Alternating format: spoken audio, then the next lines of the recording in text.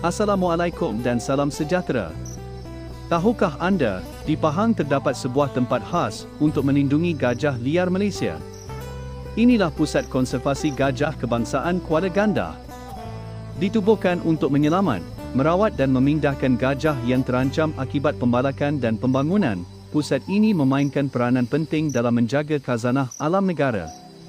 Di sini, gajah-gajah dijaga oleh mahot berpengalaman, dilatih semula supaya boleh hidup dengan lebih selamat di habitat sesuai. Kuala Gandah juga dibuka kepada orang ramai sebagai pusat pendidikan alam, supaya kita lebih faham kepentingan memelihara hidupan liar. Ingat, gajah bukan musuh manusia.